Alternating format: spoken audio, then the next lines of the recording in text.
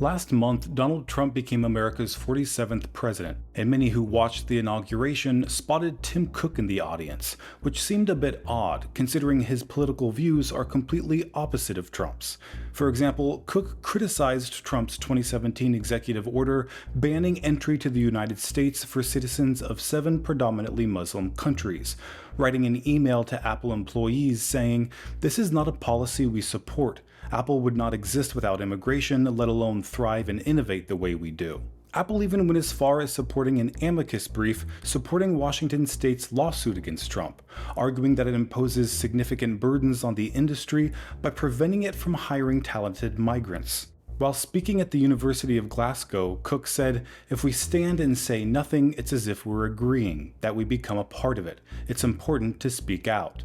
Cook also opposed Trump's efforts to dismantle the DACA program, which protected undocumented immigrants brought to the US as children, saying he would continue advocating for DACA recipients until his, quote, toes point up if it takes that long.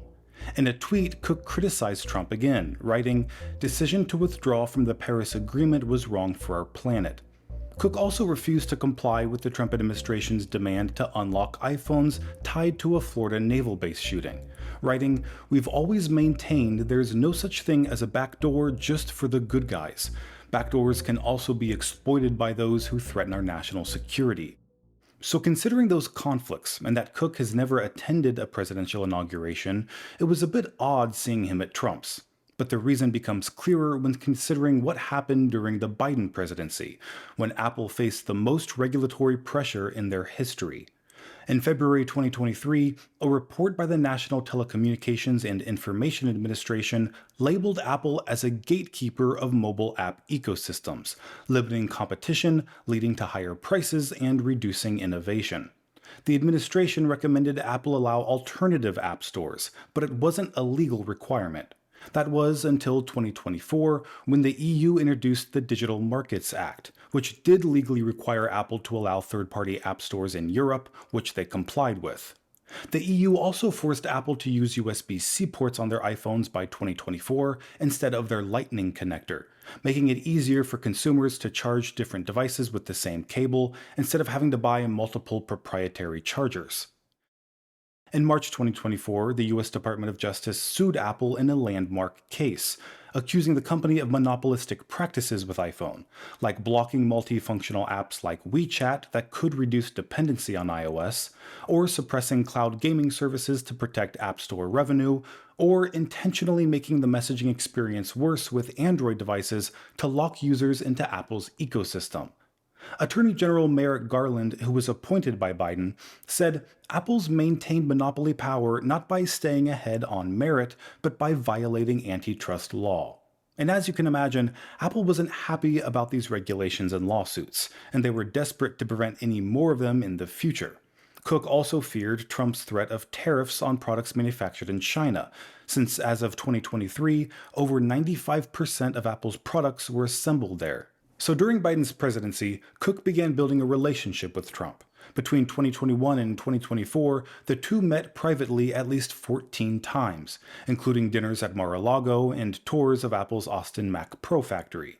Axios reported that Cook perfected a, quote, single-issue meeting tactic, focusing each discussion on one policy goal, such as tariff exemptions, to avoid overwhelming Trump with complexity. This resulted in a December 2024 Mar-a-Lago dinner where Cook secured Trump's verbal commitment to reconsider 10% global tariffs, which would cost Apple $9 billion a year.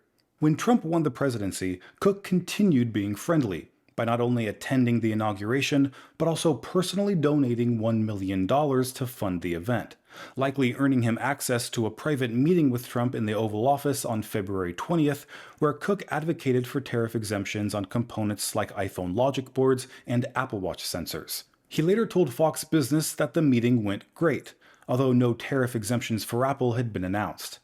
This strategy of cozying up to Trump in return for favorable treatment has become common in the tech industry. Tesla CEO Elon Musk, once a Democratic donor, contributed over $250 million to Trump's 2024 campaign, while reinstating the Twitter account of right-wing commentator Alex Jones. Facebook CEO Mark Zuckerberg removed the company's election integrity teams and praised masculine independence on Joe Rogan's podcast, a big reversal from his 2020 voter registration drives. This libertarian shift benefits tech companies since it aligns with Trump's anti-regulatory agenda. Venture capitalist Mark Anderson put it well, saying, "The Biden administration treated us like villains. Trump sees tech as partners, provided we fund his vision." But tech workers resisted these changes. At Apple, employees circulated an internal petition condemning Cook's donation as, quote, "a betrayal of our climate commitments." Meta faced resignations from AI ethicists opposed to Zuckerberg's fact-checking rollbacks. Tech CEOs responded to the criticisms by framing their actions as pragmatic rather than ideological. Cook's spokesperson said his donation supported, quote, "the peaceful transfer of power, not partisan politics," while Bezos defended his $1 million contribution as civic duty.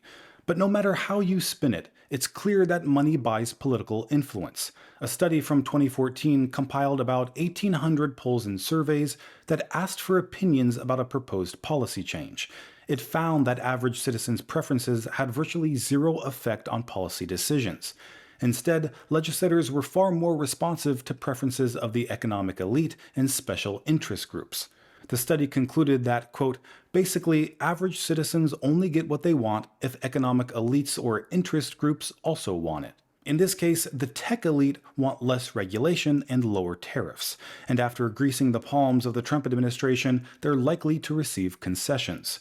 On January 17, 1961, in his farewell speech, President Eisenhower warned against the establishment of a military-industrial complex, while earlier this year, President Biden gave a farewell speech that warned of a tech-industrial complex. And these powerful industries, whether military, tech, or otherwise, will only become more common unless the laws that enable their existence are changed, which includes a 1976 Supreme Court decision in Buckley v. Vallejo, which ruled that spending money to influence elections constituted free speech protected under the First Amendment. This was a pretty radical concept that had never existed in American history. It gave rise to political action committees, or PACs, which could spend an unlimited amount of money on behalf of a candidate or political party. These weren't inherently bad, since some PACs were made up of union members and working-class people simply organizing for their preferred candidate. But in 2010, super PACs took money in politics to a new level. They were made possible by Citizens United, another Supreme Court decision that ruled there should be no limits to how much an individual could donate to a political committee. It also declared corporations were people, which allowed them to contribute an unlimited amount too.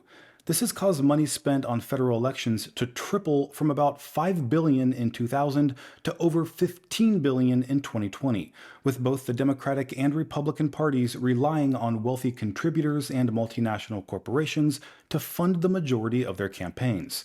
And Americans already know this is a problem, with 55% of Republicans and 63% of Democrats saying reducing the influence of money in politics should be a top concern for Congress. But again, legislators aren't responsive to what the working class wants, which is why nothing has been done to solve the issue. Instead, we're forced to stand by and shout into the void as tech billionaires use our system of legalized corruption to further enrich themselves. This is Greg with Apple Explained. Thanks for watching till the end, and I'll see you in the next video.